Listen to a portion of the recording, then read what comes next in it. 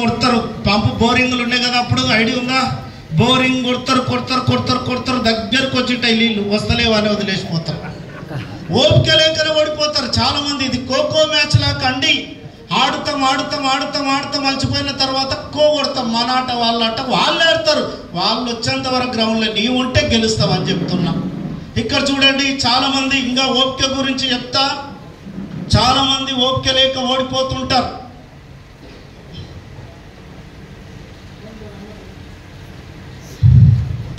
ఇదే నెల అండి?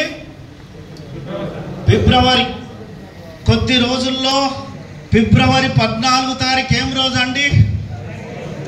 అబ్బా, మొక్కల్లో చూడు ఎంత కాలంలో వస్తున్నాయి. ప్రేమికుల రోజు, మంచి బిగుదినం. ఆ రోజు పెళ్ళైన వాళ్ళ ఫ్లాష్ బ్యాక్ గుర్తొస్తుంది, చెప్తా. ఆ రోజు ఒక డైలాగ్ కొట్టింటాం, ఇష్టమైన ప్రియురాలు నీవంటే నాకు ఇష్టం అని చెప్పాలంటే కొద్దిగా టైం కావాలని అడిగిందంటే ఏం చెప్పింటాం? ఆ రోజు నీ కోసం 1000 కళ్ళతోటి ఎదురు చూస్తా, ఉన్నాయి 2 కళ్ళు, ఆడికెళ్ళి 1000 కళ్ళు తెస్తాం, బిల్డప్ ఇవ్వాలి. ఇంకో డైలాగ్ కొట్టింటాం, నీ కోసం మరో జన్మైన ఎత్తుతా, జన్మలు ఎత్త నీకు వచ్చింది, 1000 కళ్ళతోటి ఎదురు చూడ నీకు వచ్చింది. 2 లీడర్లు వచ్చే వరకు ఓపిక రాదా? ఎక్కడ జరుగుతుంది చూడు, ఓపిక లేక ఓడిపోతారు చాలా మంది. ఒకవేళ నిజంగా నీకు ఇష్టమైన ప్రియురాలు ఐ టు లవ్ అన్నదనుకో, ఏమవుతుందండి? పెళ్ళి అవుతుంది, పిల్లలు అవుతారు, పీజులు ఎగిరిపోయి ఎంకెండుకపోతుంది. ఏం కాదు. ఏడిఎంఎస్ అనే అమ్మాయి అనుకోని ప్రేమిస్తే ఏం జరుగుతుందో చూపిస్తా చూడండి. చాలా మంది యంగ్స్టర్స్ వచ్చిండ్రు, వీళ్ళకి కరెక్ట్ కావాలని చెప్తున్నా.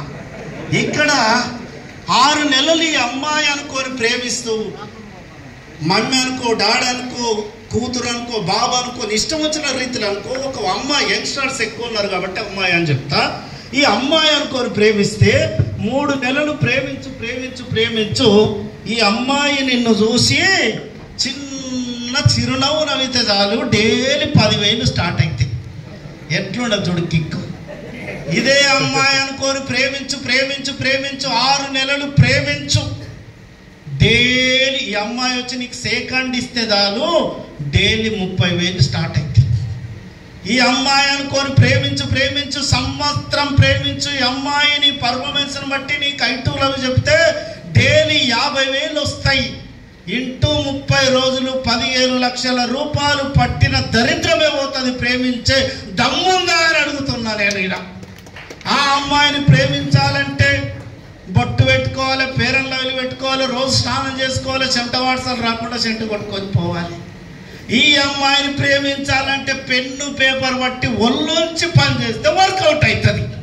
చేస్తావా అని అడుగుతున్నా. ఇక్కడ ఓపిక కావాలి మిత్రమా. ఇక్కడ చాలా మంది ఏమంటున్నారంటే,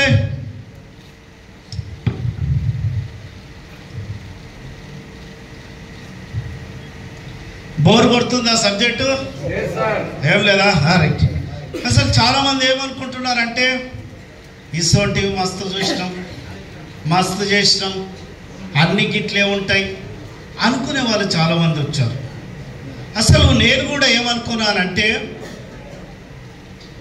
అన్ని గిట్లే ఉంటాయి. నేను కూడా డిపార్ట్మెంట్లో ఉండి 2006లో ఈ వ్యాపారాన్ని, వేరే రకరకాల వ్యాపారాలు చేశాను. ఏ కంపెనీకి పోయినా లెఫ్ట్ అంటారు, రైట్ అంటారు, కింద అంటారు, మీన్ అంటారు, వచ్చేది కాదు పోయేది కాదు, వద్దురా బాబు అని చెప్పేసి లైట్గా తీసుకున్నా. నీ మిత్రుడు నీకు ఎట్లా చెప్పనీకి వచ్చిండో, నా మిత్రుడు నాకు చెప్పనీకి వస్తే దగ్గర కూడా రానియలే. అలాంటి పరిస్థితుల్లో డిఫరెంట్ ఫీల్డ్లోకి వెళ్ళిపోదామని రియల్ ఎస్టేట్లోకి వెళ్ళిపోయినా. రియల్ ఎస్టేట్లో ఇందాక చెప్పాను కదా, ఏజెంట్గా చేస్తే వర్కౌట్ కాదని పెట్టుబడి పెట్టి సంపాదించాలని డిసైడ్ అయ్యా. పెట్టుబడి పెట్టి సంపాదించామని చెప్తే ఏం చేశానంటే, అప్పటికే పైసలు లేవు కాబట్టి 2 రూపీస్ ఇంట్రెస్ట్ లాగా 20 లక్షలు అప్పు తీసుకొని 3 ఎకరాల బిట్టు అగ్రిమెంట్ చేసుకున్నాం. మీరు హైదరాబాద్ పోతుంటే జడ్చాల ఆ ప్రాంతంలో అగ్రిమెంట్ చేసుకున్న ఫస్ట్ వారంలోనే ఫస్ట్ లాక్డౌన్. చూడు ఎంత విచిత్రం. అప్పటికే తిరిగి 10 లక్షలు అప్పు అయింది. ఇప్పుడేమో 20 లక్షలు అప్పు అయింది. ఏం చేయాలనో అర్థం కాలేదు. లాక్డౌన్ కాబట్టి ఇంట్లో కూర్చోవలసిన పరిస్థితి, ఏం చేయాలో అర్థం కాదు. పుస్తకాలు చదివి అలవాటు ఎక్కువ ఉంది చిన్నప్పటి నుంచి. ఒక బుక్ ప్రపంచంలో కొన్ని కోట్ల మంది హృదయాలను గెలుచుకొని కొన్ని కోట్ల మంది కోటీశ్వరులు చేసిన బుక్ ఏం బుక్ అంటే రిచ్ డాడీ పూర్ డాడీ రచయిత రాబర్ట్ కియోసకి రచించిన 21వ శతాబ్ద వ్యాపారం అనే పుస్తకం చదివాను. ఆ పుస్తకంలో ఒక పేజీలు ఉంది మిత్రమా, నెట్వర్క్లో దమ్ము ఉంది, నెట్వర్క్లోనే పవర్ ఉంది, నెట్వర్క్ లాగా చేయక ఫెయిల్ అవుతున్నారు. వాళ్ళల్లో నేను ఒకటి. నేను చేసిన లోపాలేంటివో నేను చెప్తా మీకు.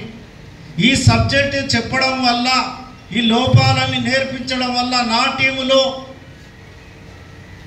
1000 మంది 10 లక్షల పైన సంపాదించిన వాళ్ళు ఉంటారు నా టీంలో. ఈ సబ్జెక్ట్ నేర్పించడం వల్ల, ఇదే సబ్జెక్ట్ నేర్పించడం వల్ల నా టీంలో 30 మంది కోటి రూపాయల పైన సంపాదించిన వాళ్ళు ఉంటారు. అలాంటి సబ్జెక్ట్ మీకు కావాలంటారా? కావాలంటే క్లాప్స్ ఇస్తే చెప్తా. కావాలంటారా? రైట్. ఎగ్జామ్లో ఫెయిల్ అయితే ఏం చాయిస్ ఉంటుందండి? సప్లిమెంటరీ. మళ్ళీ ఫెయిల్ అయితే ఏం చాయిస్ ఉంటుందండి? సప్లిమెంటరీ. మళ్ళీ ఫెయిల్ అయితే ఏం చాయిస్ ఉంటుందండి? సప్లిమెంటరీ. సప్లిమెంటరీ మీన్స్ ఏంటంటే చక్క చేసుకొని రాయని. నెట్వర్క్లో చక్క చేసుకోవాలి. అసలు నెట్వర్క్ లాగా చేయక ఫెయిల్ అవుతున్నారు. ఎట్లా చేస్తున్నారంటే కోడి గెలికినట్లే గెలుకుతారు. ఆర్సీఎంలో పిండి కొంటారు, నేను ఆర్సీఎం చేసిన. ఆమ్వేలో పేస్ట్ కొంటారు, నేను ఆమ్వే చేసిన. ఏడిఎంఎస్లో ఎప్పుడో ఐడి తీసుకుంటారు, నేను ఏడిఎంఏ చేసిన. ఇప్పుడు వచ్చినావు ఏం చేసినావు చెప్పు చూద్దాం. నువ్వు ఫెయిల్ అయిన దాంట్లో కూడా సక్సెస్ అయిన వాళ్ళు ఉన్నారు. వాళ్ళు అయ్యింది ఎట్లా, నువ్వు కాలేదు ఎట్లా? A+B హోల్ స్కోర్ ఎవరికైనా ఒకటే. ఒక సూత్రాన్ని పాటించి ఒక అతను సక్సెస్ అయ్యిందంటే అదే సూత్రం నీ దగ్గర ఉండి కూడా నువ్వు ఫెయిల్ అయినావంటే సూత్రంలో తప్పు లేదు. సూత్రాన్ని వాడుకునే పద్ధతులు తెలియక ఫెయిల్ అయింటాం. ఆ పద్ధతులు ఎలా ఉంటాయో నేర్పిస్తాం ఈ సబ్జెక్ట్ ద్వారా. ఇంకా ఎలాంటి వాళ్ళని ఏం చేస్తున్నాం అంటే ఆర్సీఎంలో పిండి కొట్టవు, నేను ఆర్సీఎం చెప్తా. ఈ సబ్జెక్ట్ ఇనందాడు ఏం చేస్తారంటే ఇద్దరికి చెప్తారు పోయి, నో అనే వారికి కీడు కనబడడు, వాడు కనబడడు. ఇట్లాంటి వల్ల సక్సెస్ అయ్యేది. మొగధీర సినిమాలో ఒక మొగోడు ఎట్లా బతకాలనో చెప్తాడు. ఏం డైలాగ్? ఒక్కటే డైలాగ్. ఒక్కొక్కరిని కాదు సేరికాను ఒకేసారి 100 మందిని రమ్మను. 100 మంది నో అన్నా 101వ వ్యక్తిని ఎస్ అనిపించే దమ్ము నీ దగ్గర ఉంటే ఏ శత్రువు కూడా నీ సక్సెస్ ఆపలేడు మిత్రమా. ఈ పని చేయరు. నేను మరి స్టేజ్ మీద నిలబడ్డానంటే 2006 నుంచి 1,00,000 మంది అయినా నో అన్నింటారు నన్ను. అయినా నా లక్ష్యాన్ని వదలలే. నీకు అంతమంది ఓపిక లేకపోతే 100 మంది రాసుకో.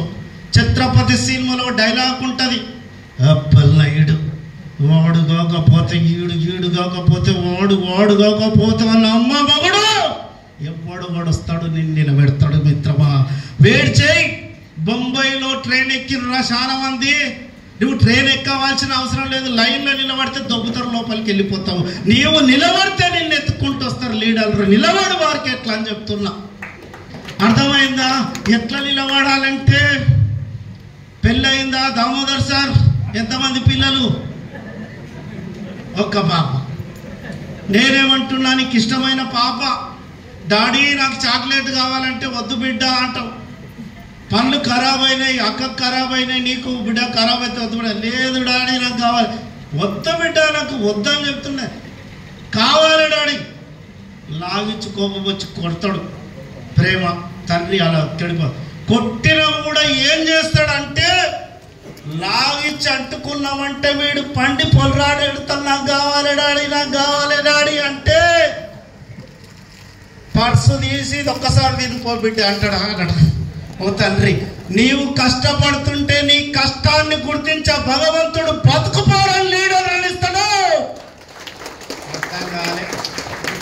నీవు కష్టపడుతుంటే నీ కష్టాన్ని చూసి నీలాంటి డ్రీమర్లు ఇస్తే డైలీ 50,000 వస్తాయి మిత్రమా. కిక్కుంటే క్లాప్స్ ఇవ్వండి. అప్పుడప్పుడు కిక్కిచ్చే డైలాగులు కొడతా. అర్థమైందా? రైట్. ఇక్కడ నేనేమంటున్నా, ఇదంతా ఇనందాడే బావోళ్ళు బావమడుదులు గుర్తొస్తారు. ఎవరు చెప్తున్నారు? వీళ్ళు అన్నారు ఫస్ట్ కనెక్ట్ అవుతారేమని. నేను కూడా మా బావ దగ్గరికి పోయిన ఫస్ట్ ప్లాన్ ఇనందాడే చెప్పందాడా. మీరు నవ్వుతున్నారంటే అట్లే పోయినట్లున్నారా? బావోళ్ళు బావమడుదులు అంటే వీళ్ళు ఎవరిగా లేకపోతే అక్కను తిడతాడు కొడతాడు అన్న బాధతో అన్ని ఐడియా ఇస్తాడేమని. ఇక ఏం చేసినంటే నేను కూడా మా బావ దగ్గరికి పోయినా. బావ దగ్గరికి పోతే మా బావ ఏం చేసిండు, బామాడిది ఎన్నో చెప్పినాము, నాకేం అర్థం కాలేదురా. ఇది ట్రెండ్ బిజినెస్, ఎలక్ట్రిక్ ట్రెండ్, రానున్న ఫ్యూచర్ సూపర్ ఉంది. నువ్వు రా బామాడిది, రేపు ఉదయం ఐడియా ఇస్తా, బండి బుకింగ్ చేస్తా అంటే కళలు కనుక్కుంటా కూర్చున్నా. మా బావకి ఇంత సర్కిల్ ఉంది, అబ్బా నా లైఫ్ చేంజ్ అవుతుందేమో అనుకున్నా. చెప్పిందాడే మా బావ ఓకే అన్నాడు కదా అని. ఉదయం ఫోన్ చేస్తే ఫోన్ లేపుతలేడు. ఇక లేపకపోయేసరికి నేనేం చేసిన, మా బావ రాజకీయంలో తిరుగుతాడు, జర బిజీ ఉంటాడు అని చెప్పేసి నేను ఫోన్ చేయలే. 1 వీక్ తర్వాత ఫోన్ చేస్తే లేపలే. కొద్ది రోజుల తర్వాత మా పాప బర్త్డే ఉంది, అప్పుడు ఫోన్ చేస్తే కూడా లేపుతలేడు. ఇక ఇంటికి పోయిన ఇట్లయితే కుదరదు, మా అక్క బావ కొట్లాడిండ్రేమో అని. ఇంటికి పోయినాక బావా నేను నీకు బాకీ లేను, నువ్వు నాకు బాకీ లేవు, ఫోన్ ఎందుకు లేపుతలేవు బావా అంటే, దోశ ఇద్దరు ఏమన్నా ఎవడైతే లేడు ఆ షాట్ అంటే ఇసోటి బావాలు చాలా మంది వస్తారు. అర్థమైందా? రెడీగా ఉండాలి. అసలు నెట్వర్క్ అంటే ఏందో చూడండి. సికింద్రాబాదు నుంచి హైదరాబాదు నెల్లూరు రైల్వే స్టేషన్లో ఒక అతను ట్రైన్లో వచ్చాడు టికెట్ లేకుండా. పల్లెటూరు అతను నాలంటి. ఎట్లా వచ్చిన అంటే ఏం చెప్తాడండి,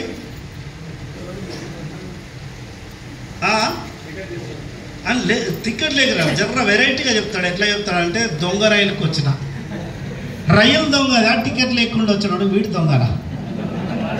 నిజాన్ని ఒప్పుకోరు. నెట్వర్క్లోకి వచ్చి శాతగాక ఓడిపోయినామని చెప్పారు. 90% పని దొంగలే. అర్థమైందా?